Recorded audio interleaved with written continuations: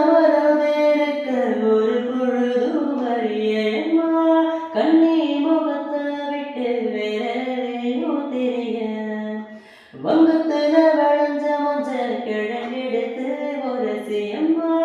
குங்குமம் பூசி வரும் எழில் இருக்கும் அரிசி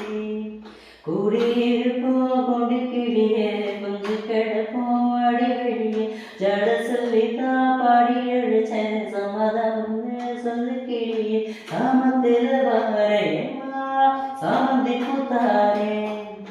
கோபப்பட்டு பார்த்தாயம்மா வந்த வழி போனேன் சந்தனம் கரைச்சி பூசணும் எனக்கு முத்தைய கடக்கு மொத்தமும் உனக்கு வாங்குயிலே பூ